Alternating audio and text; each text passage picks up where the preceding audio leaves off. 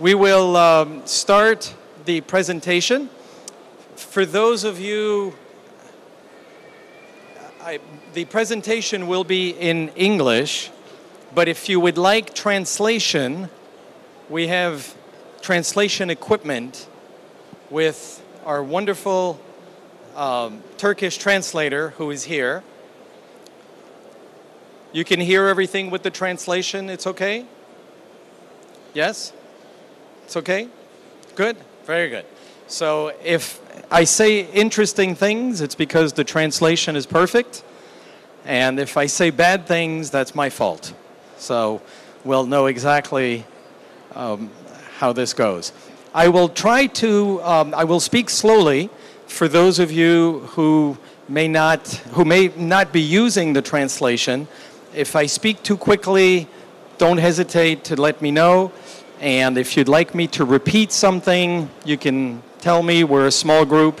I'll be happy to repeat so that we at least can communicate well together.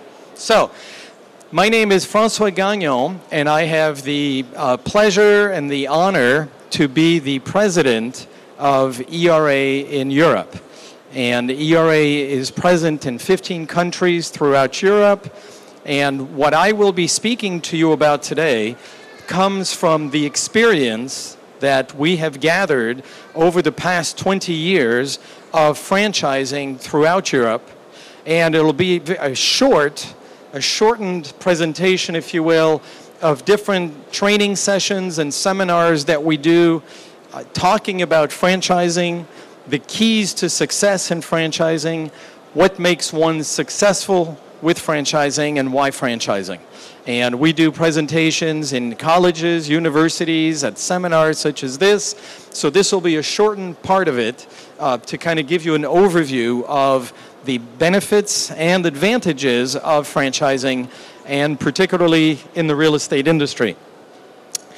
The topics that I will cover today will be what is franchising and what is the concept of franchising? Very often people are not familiar with what exactly franchising is, and just as important, what it is not. And we're going to talk about the distinction between the two and what exactly does franchising mean. I'll give you some examples that you know and maybe some that you don't, and understand and help you realize the benefits and the value of having a recognized brand, which is very important. We'll talk about, are you right for franchising? Because not everyone is the right type of person to be in a franchise. And that's not a bad thing. It doesn't mean there's something wrong with you. It doesn't mean that you're not a good person. It doesn't mean you're not smart. It has nothing to do with that. It simply means that franchising is a particular business concept, and perhaps the concept is not right for you and for what you're looking to do. And that's important to understand and to know that, because if that's the case, then it's best to know at the very beginning. We'll then talk about choosing the right field.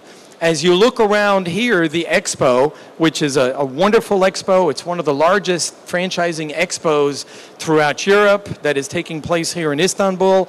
You can see there's all types of franchising and business opportunities that exist, whether it be for food, of course, that we're very familiar with, or it's in the hotel business, or chocolate, or clothing, or we'll talk about the one I'm most familiar with, which is real estate. And then we'll talk about what is the criteria that I should use in selecting the best franchise for me, and how do I analyze what franchise I should choose. So, with that being said, let's go ahead and start. What exactly is the franchising concept? Franchising concept is a business strategy that a new or an existing company, may use to grow, develop, or expand. In the line of business that we are in, we have, as a real estate company, we have real estate companies that are in existence who decide to join with a franchise so that they can grow and expand by adding additional products and additional services to what they're already doing. Or it may be someone who is coming here to the fair and saying, geez, I look at this expo, there's so many options. Should I do franchising? Or maybe I want to do business by myself. So that's also a possibility. Franchising is basically a network of interdependent, and the key word here is interdependent, meaning that they're working together, interdependent business relationship that allow a number of people to share a common brand identification and a successful method of doing business. So what is the common brand that they share? Because that's extremely important to get your message out to the public, out to your customers. And what is the successful method of doing business? All franchises do not do business the same way. As an example, if you look here at the fair, there's all kinds of pizza restaurants. Now, you could think a pizza is a pizza. It's bread with cheese and tomato sauce. Why do we have to have 5 different ones? Well, the truth is they're not all the same. There's different ways of making the pizza. There's different ways of selling it, different ways of marketing it, different business models. The same applies to real estate. So it has to have a successful method of doing business, and franchising is a strategic alliance between groups of people who have specific relationships and responsibilities with a common goal, which is to grow and expand in the market. So the goal is that you are in business for yourself. So as a franchisee, if you go into business as a franchise, if you open a franchise, it is your company. So you're not selling your company, you're not an employee, you're not working for someone else. It is your business. You're an independent entrepreneur, but you're not alone. If I go back into the food example, if I open up a restaurant, if I open up Chez Francoise, which would obviously be an Irish restaurant, and I open up this restaurant, well, then it's my restaurant and I'm on my own and I'm by myself trying to come up with the menu, to buy the products, to sell it. But if I open up a restaurant of a known brand, well, it's still my restaurant, except now I'm working with a concept, with a group of people to help me be more successful. I am on my own, but I am not alone. Therefore, as a result of being in a franchise, my growth can be much quicker. The number of mistakes will be reduced. And when we look at the success rate of businesses that start, non-franchise businesses have a failure rate of about 70% in the first year. 70% fail in the first year of non-franchise startup businesses. Franchised businesses have a failure rate of about 20% in the first 2 years. So there's 80% chance of succeeding if we look at all franchise companies put together, whereas you have a 60% chance of failure within the first year if you have a non-franchise company. The risk is much greater. Why? Well, because of all the things we're going to talk about. So franchising provides synergy. Synergy means that 1 + 1 does not give you 2, it gives you 3. That's the concept of synergy. Because you're working together with other people, and therefore the success is being accelerated dramatically as a result of this cooperation and the collaboration. Let me give you some examples of brands, but before I give you an example of the brand, I have a little test for you just to show. So I hope this will translate okay. Here is the test. Somewhere on here, there is a star. There's a star with 5 points on it. There's a 5-point star. Do you see where the star is?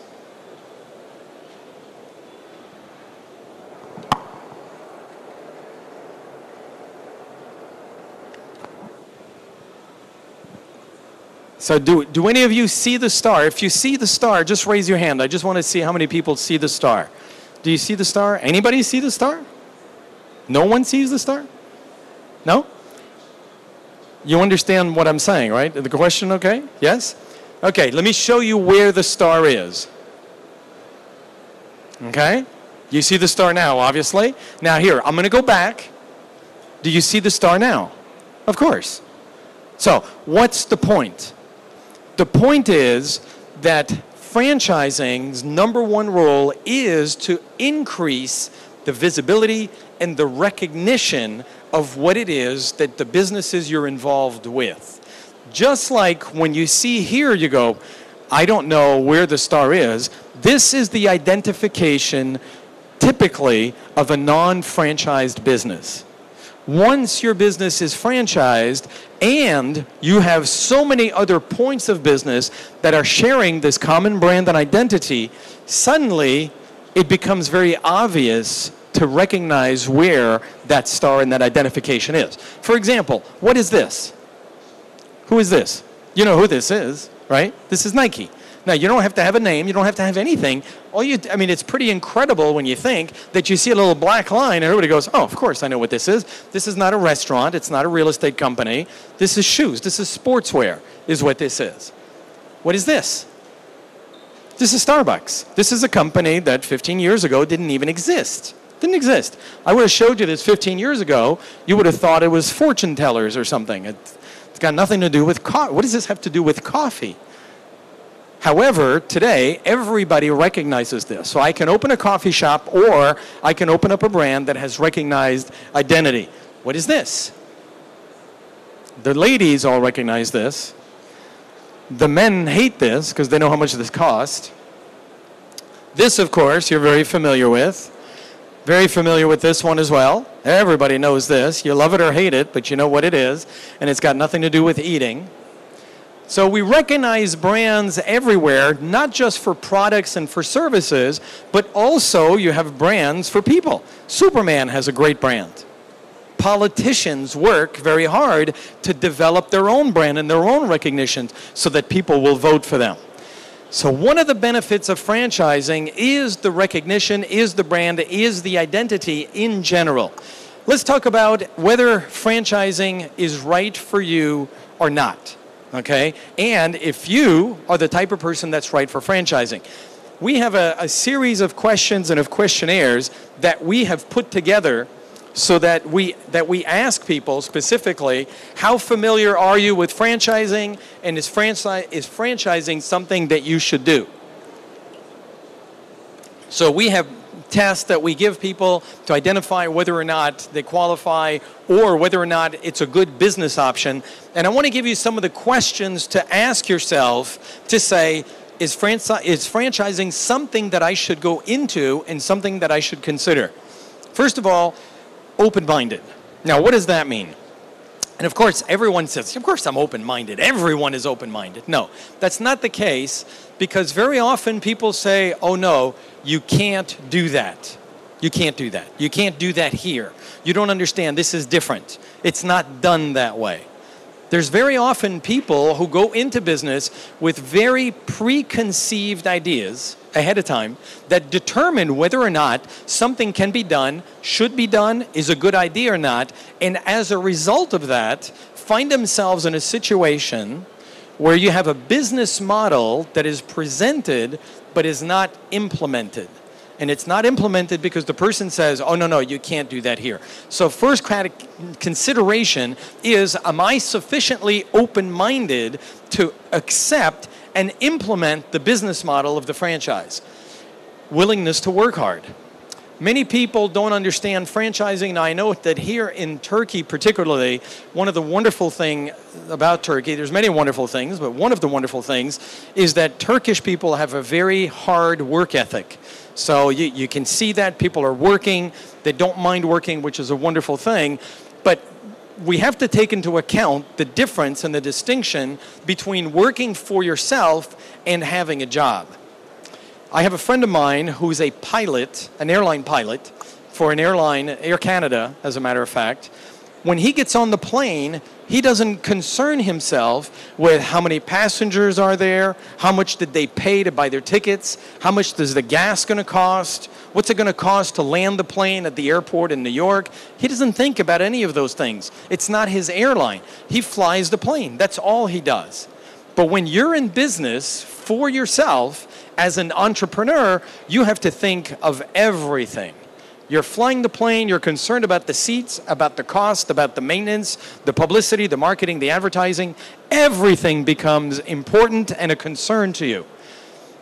Risk-taking ability. Sometimes going into business means that you have to be taking risks. And it's a risk because you're committing time, you're committing energy, you're committing money, and you have to ask yourself, am I comfortable doing that? Some people under risk and under stress will react very well. They'll be very comfortable and they'll be okay with it. Other people under stress, when they're having to take risks, find themselves in situations of being extremely nervous, they can't sleep, they panic. Some people under stress will actually stop working, which is obviously a problem if you're involved in your own business. Therefore, what type of person are you when you're faced with having to take risks and faced with being in difficult situations? Focusing on results. Why is that significant? Because many people open a business, start a business, and they want to do everything themselves. This is me, it's for my company, I want to do it, it's my own, it's me. And as a result of wanting to do everything by themselves, for themselves, and saying, I will do it myself and that's it, well, they don't implement what the franchisor is giving them as a proven track record and system to help them become successful. Therefore, because they're not implementing, they're not putting it into place, they wind up with less success, and therefore they wind up being unhappy, which, of course, is in nobody's best interest. Disciplined. The key to succeeding in any business, but particularly in franchising, is discipline. Discipline to do the things every day that need to be done to be successful. When you're working with a franchise that has experience, the franchise has identified what it is that needs to be done to make you successful. They have specifically identified the steps, the process, and the systems. As long as you apply those to the best of your abilities, and that the system has been proven, you will be successful. But that requires the discipline to apply it, and it's the discipline to apply it even when I'm not seeing the results right away. It's kind of like trying to lose weight. If anybody tries to lose weight, or if you go on a diet of some kind, well, I don't eat baklava for 2 days, 4 days, 2 weeks, and then I get on the scale and I still haven't lost any weight, and I say, this is not working, bring back the baklava, because obviously it's not doing anything. But the key is to have the discipline to stay with it. And just like in losing weight, business is the same thing. I've got to be prepared to stay with it until the results come, and that requires the discipline. I've got to be able and willing to implement, in other words, to use the tools, the methods that are given to me to make the system work. Questions to ask yourself as you look at any franchise company that is here is, number one, am I ready to do this? Am I ready to do this? In other words, am I prepared to do this now? That's the question. Am I ready to do this? Number two, am I willing to do this? Am I willing to do this means, do I really want to? I may be ready, this may be the right time in my life for me to do this, to become an entrepreneur, to become my own boss, to be successful, but I may not want to. Am I able to do this? Am I able to spend the time, to spend the hours, to spend the energy, to put in the effort, to spend the money, to have the support in order to be successful? And the fourth question, since none of us are alone in the world, or most of us are not alone in the world, we have friends, we have family, we have spouses, whatever the case may be, is my decision supported? Because of the hours it's going to take, because of the risk that's going to be involved, because of the money that's going to have to be put in, because of the amount of work I will have to do, is my decision supported? Or will my boyfriend or girlfriend or husband or wife be upset with me as a result of the amount of time that is being spent? That becomes another question that's significant that needs to be asked. So, success personality traits. What are the traits of people that we have seen who succeed in franchising?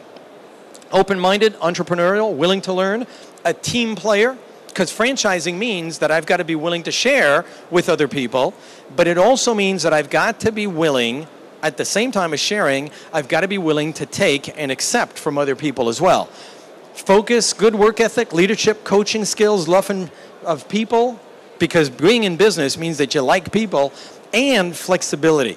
Let me give you an example of what we're talking about, because there are things that are natural that we do all the time, and there are things that are not natural that perhaps we do need to do. They're not illegal or unethical in any way, but they just may be different than what I'm used to. I'll give you a very specific example. Here's what I'd like you to do. I'd like you to put your hands out forward. Put both arms out. Put both arms out, and then cross your arms like you would naturally. Just cross your arm. Now, just cross them. I want you to look at which hand is on top. It may be the left or it may be the right. Okay, which one do you have on top, right? Now, you're comfortable like this. You could probably go to sleep like this. If I talk a little lower, not so loud, maybe sing a little song, you're going to fall asleep. Now, here's what I'd like you to do. Put your arms out again, but now cross your arms the other way with the opposite arm on top. All of a sudden, it becomes hard to do. That is uncomfortable, and it almost feels like you have somebody else's arms around you. Like, what is this? How come this fits great? I'm going to go to sleep, but this is like, this is very strange. What if, in order to be successful, you had to cross your arms the other way? And I'm just using that as an example to show that in order to succeed, very often we have to do things that may not be natural to us and to our personality, but are the things that will bring us success. If I do them long enough, they'll become habits. But if I don't put them into use, if I don't implement them, then as a result of that, they'll never become habits, and I'll never be able to get the success that I could have if I had implemented those methods. Choosing the right field. So, I ask myself, I understand what franchising is, business model.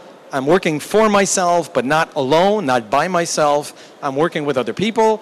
I understand the value of the brand, understand the value of the identity, I understand the value of which franchise I'm going to choose. But now, am I right for the business? So am I right for going into franchising? And now we talk about what field should I go into? Should I go into auto repair? That's a possibility. There's franchises for garages, food, foreign languages, beauty, education, real estate. What is the field? Probably the one thing I would say that is most important, is that it cannot, and this is important, it cannot only be about the money. It cannot. And I'll tell you why it cannot only be about the money. Because if I go into a business and it's only for the money, well, if I make money enough to hire a manager to run it and I never go there again, good luck, that's fantastic. But if I have to work at it, which is what I have to do with any business to make it successful, and I don't like it, not only will I be miserable, but I'm almost guaranteed to fail. I've got to go into a business that I like. I've got to go into a business that I love. I've got to go into a business that I'm passionate about. Because if I am not, the amount of time, energy, and effort that will need to be put into it requires so much of me that if I'm not enjoying it and I'm not passionate about it, I'll never do what needs to be done to be successful.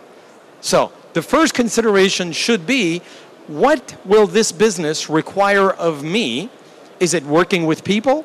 Is it working in real estate? Is it working in computers? Is it working in a restaurant? Is it selling pizza? Is it clothing? Is it children's wear? What is it? And if I don't love it, I'm almost guaranteed that I will not succeed. I've got to accept the fact that I will love it. Now, sometimes people say, oh, well, if I'm making money, I can love anything. Well, that's not really true. Because sooner or later, the money runs out of fun, and then you go, gee, I don't really like this. So I've got to think about what are the requirements of this business that is asking of me so that I do enjoy it and that I do like going to work every day. Choosing the right field. So passion for the field. Is it a product business or is it a service-oriented business? If I'm in a business that we're selling rechargeable batteries, for example, a rechargeable battery franchise, well, that's fine, but that's a product business. So I buy the product and then I advertise the product and I sell it. Fast food, I buy the product, prepare it, make the food, I sell it.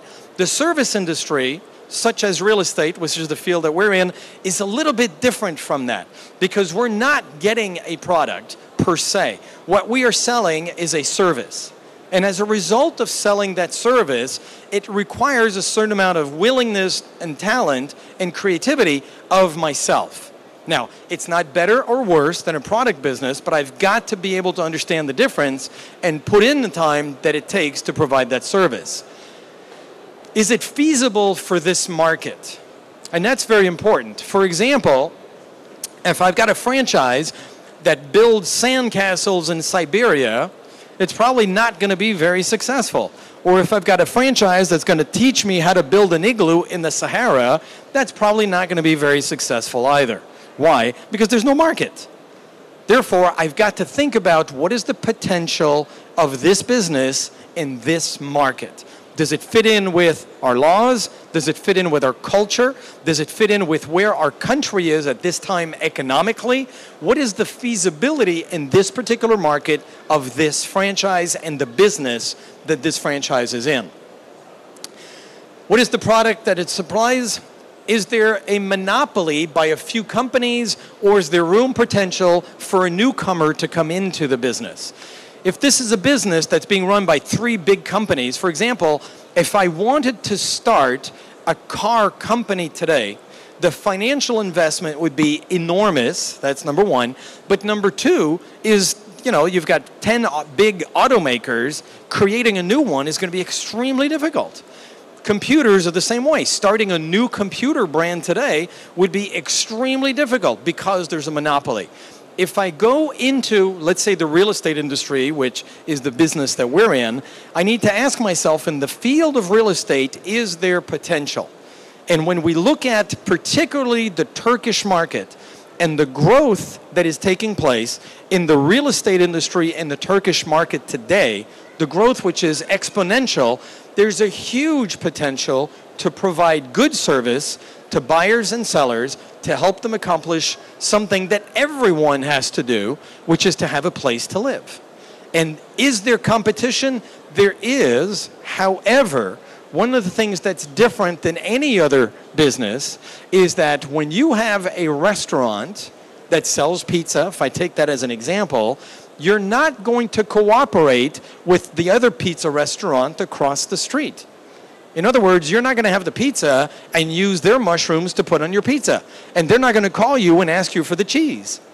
But in real estate, we have the opportunity to cooperate with other companies because I may have a buyer for a property, but the seller of that property may be with another company. And as a result of that cooperation, we're therefore able to even increase our market share and the work that's done in the marketplace, which is quite different than any other industry because no other industry has that kind of cooperation.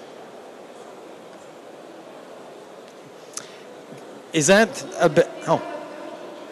How are we doing? 30? More? What's that? Okay, right.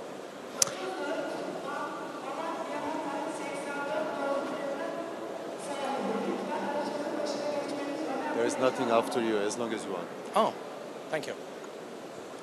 All right. Is your potential franchise company able to give you market knowledge?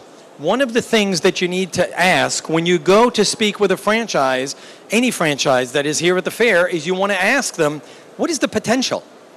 If I am selling you fishing equipment and there are no fish in the lake, there's no point in buying the fishing equipment. So you need to know, show me that there's fish in the lake. If I know there's fish in the lake and you can show me this fish.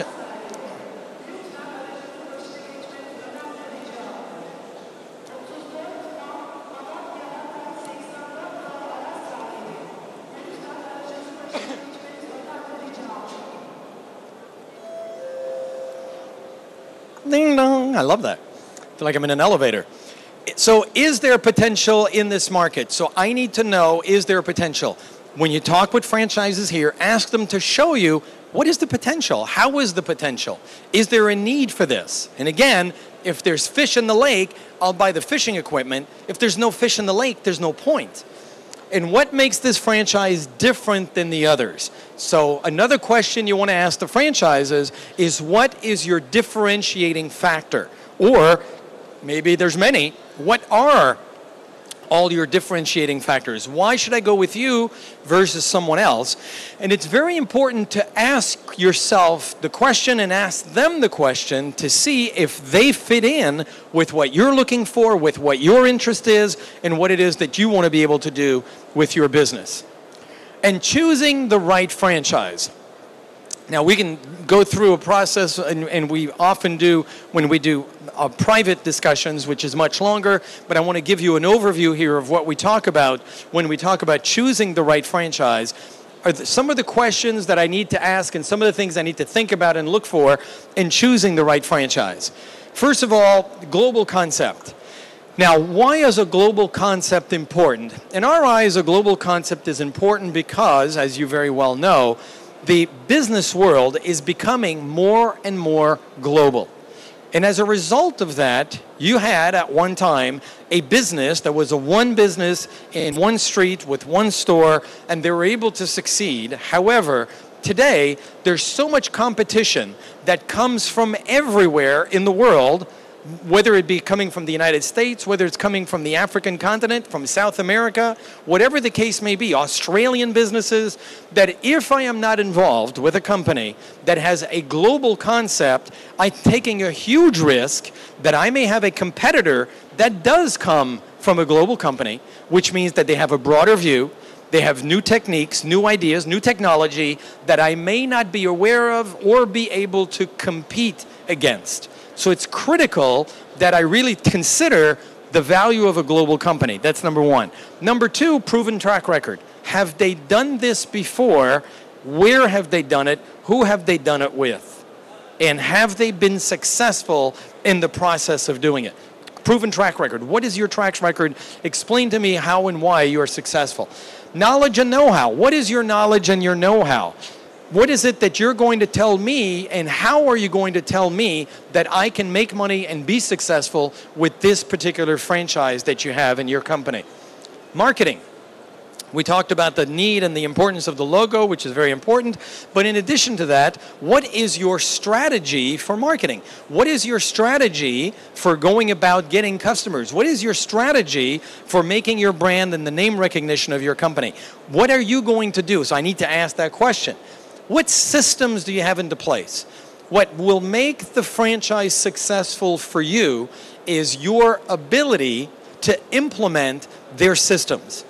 Well, that means they've got to have systems in the first place, because if they don't have systems, you have nothing to implement. What are their systems for you to be successful? What is it that they're going to tell you to do first, second, third, fourth in order for you to be successful?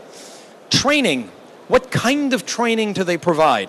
All the success in business comes first with people. If it was only a question of money, and if it was always a question of money, then you would have in any field one company that is successful, and that would be the end of it, because they're the ones that have the most amount of money, which is not the case. Success has got to come first through a good product, a good system, but number two is got to be the people and the training and the ability of the people to implement the plan. So what is the training that the franchise system is going to be able to offer you? Business consulting. Once I go ahead and start, how will they be able to keep me successful? And how will they be able to keep me making money? And how will they be able to keep me from making mistakes? There's a difference between knowing what it is that I should do and then knowing how to fix when something goes wrong. And that requires experience. The same way that if you play golf, if you think of a golfer and you play golf, well, somebody's going to teach you how to play golf, and you're going to reach a certain level. And once you reach that level, in order to go beyond it, you're going to need a coach who looks at you and looks at what you do and who says, what is it that needs to be done in order for you to improve your swing, in order to improve your results in golf? Is the business franchise that I'm considering going to be able to tell me what to do once I run into problems in a year, 2 years, or 3 years? Sometimes the mistake is made by potential franchisees to choose a business because they're great to start with. Well, that's fantastic, but you're not going to be in the starting phase forever. You're going to be in the starting phase at the beginning. Now, what's going to happen 2, 3 years from now if they're not able to keep you going further? So what is the 3-year plan, the 5-year plan, the 10-year plan, so that the investment that you make is going to be able to be returned to you over the long term, which is the key of the business consulting. And of course, today, in today's world, technology is more important than ever. Technology in the real estate business will never replace the people contact. Never. That'll never happen. We've seen the technology. There is always new technology that is coming. The people contact will always need to be there because first and foremost, people do business with people. That's never going to change. However, the technology is a tool. Therefore, is this franchise company focused on technology, focused on the tools, focused on using them to help me become more successful? And that technology applies whether we're talking real estate, which is our case, whether you're talking about restaurants, whether you're talking about clothing stores, whether you're talking about anything. Technology is used everywhere, not only to control my business, but also in addition to that, to be able to market my business to potential customers. Therefore, the technology is critical. Research that needs to be done is what is their level of success in this field? Do they have a proven track record, and can I verify this success? One of the things that we worked very hard at when we started back 20 years ago in Europe was to get brokers in contact, prospective brokers with us, in contact with franchisees that were from the United States. Now, of course, people say, well, this is great, but the Netherlands is not the United States, France is not the United States, Germany is not the United States. As we have gone on in time and we have proven a successful track record throughout Europe, well, we now have successful examples in 14 different European countries, which is very important because you can say, the Netherlands is not the United States, and it is very different, but the Netherlands is very different than Portugal, and Portugal is very different than France. However, we have proven successful companies in all of those different markets in all of those countries, which is critical to be able to look at and say, show me how you'll be able to make it work in this system and in this particular marketplace.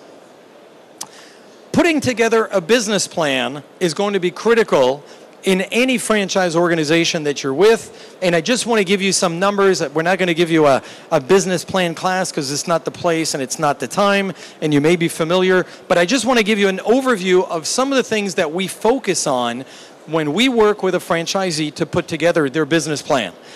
What will it take in human and financial resources to start the project?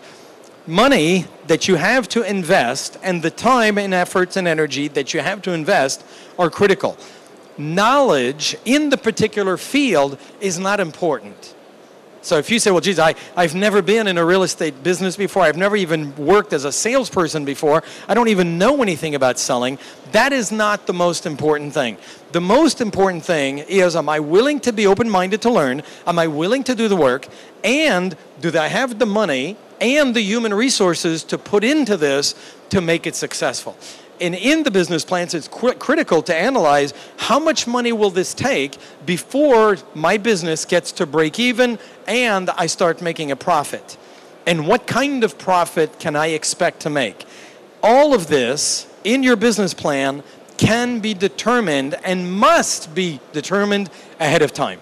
It is absolutely critical that this is determined before you ever start, so that it's not a surprise, it's not a trick, and you don't wake up one day and say, geez, I had no idea it was going to take so long or cost this much money. If that happens, that's a problem. So I need to put a business plan into place ahead of time, clearly identify the work, the time, the human resources, and the money that it'll take to get there.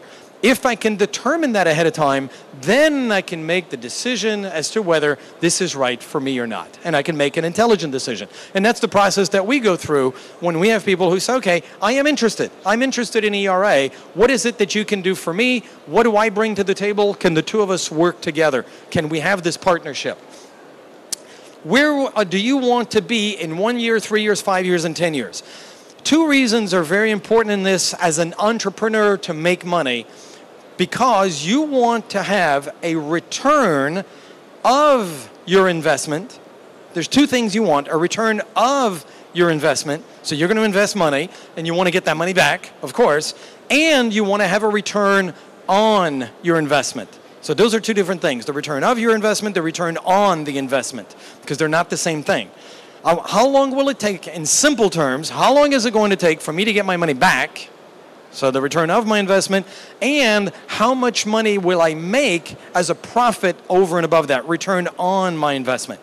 And that's also critical because if I have a franchise business, which is a brand that is identified, I also, in addition to that, create an enterprise, an entity that is extremely valuable because it can be transferred. In other words, I can sell it. And that's very important because 3, 5, 10 years from now, you may say, okay, I've built a real estate company. The real estate company is doing well. I've made money, my money back. I have made money on it. I've made a profit. I'm very happy. But now I want to sell it. Can my business be sold? That's extremely important because if you create something that can never be sold, you diminish the value tremendously. Therefore, I need to think about when I start from zero, I'm going to build something. Do I have the energy, the time, the effort, the money? Am I willing to do all that? What's the plan? And then 5, 10 years from now, if I'm looking to sell this business, how will I sell it? Who will I sell it to? And what is the plan to recover more of the money based on what it is that I have created? Now, for those of you perhaps that have children, we see a lot of the brokers that start with us, a lot of the entrepreneurs that start with us, start a business, they have children, and then 10 years later, down the road, they sell the business to their kids. They're 50, 60 years old, and they decide they have a son, they have a daughter, and they sell them the company. And it's a wonderful opportunity to be able to create an entity that I can pass on in the family, the same way that perhaps you might do with an apartment. So you buy an apartment, you buy a home, knowing that at some point in the future, you'll pass it on to the children, or you pass it on to loved ones, whatever the case may be. It's critical that I understand not just the return of the investment, but the return on the investment, the distinction between the two, and what is the plan to do that. What do I have available for me to help me reach my goal? And did my franchisor give me an example to work with? Is my franchisor able to give me an example of what I need to do in order to be successful and to make the business work? In order for ideas to be successful, because we run into this all the time with people say, oh, I got a great idea. Here's what I'm going to do. We're going to make this thing with the business, and we're going to have it, and we're going to be, and we're going to do. All of that is great. But at the end, it must be implemented, put into use in order for it to succeed. I want to give you just a quick overview of ERA. ERA was created in 1972. ERA stands for Electronic Realty Associates, because at the very beginning of the start of the network, the focus was on technology. That's why we called it ERA, Electronic Realty Associates. Realogy, which owns ERA, is the world's leading real estate franchisor. There's 15,000 offices and 317,000 brokers and agents worldwide. ERA Europe was started in 1993. We're in 15 European countries with 1,100 real estate brokers and 1,100 brokers in Europe, and 6,000 salespeople and brokers throughout the European network. We have examples of successful businesses throughout Europe that we can get you in contact with, that you can visit. If you go on vacation in France or in Portugal or in Germany, you feel free to contact us. We'll be happy to get you even in touch with offices there that you could go and visit. I'm sure they'd be happy to see you, because people that are in the real estate business with ERA are people.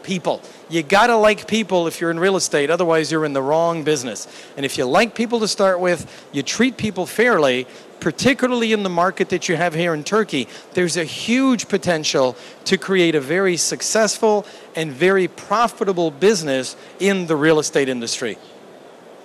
I'm going to give you my email address. My email address, if you'd like to get in touch with me at any time, of course, the partner master franchisor that ERA has in Turkey is Mr. John Ekçulu, right? Mr. Ekçulu is right here, John. So feel free to see John or anyone from the ERA Turkey team. Our booth is right behind here. You can see it, and you can't miss the logos of ERA. We'd love to talk with you about your plans, whatever you're interested in doing, whatever you may be looking for. Nicholas Kraus, who works with us as a European consultant, is here. If you have questions about ERA in some of the other countries in Europe, feel free to ask Nicholas or myself. We'll be more than happy to help you with any real estate questions or office questions you might have anywhere in Europe or even the world, whatever the case may be. I know we were supposed to stop maybe a few minutes earlier. I wanted to go through all the information. Maybe we can take a minute or two. Would anyone have any questions that they'd like to ask? Maybe some of the things you're thinking, geez, I wanted to know, or I was hoping somebody would talk about. Any questions about anything? Any other questions? Any marital problems, sleeping problems, digestion problems? No? Good. So everything's covered? Okay. Good. Well, thank you very, very much. You've been wonderful. Excuse my Turkish. It's a wonderful pleasure always to be in Turkey, and please come and see us. We'll be happy to answer any questions you might have. Thank you.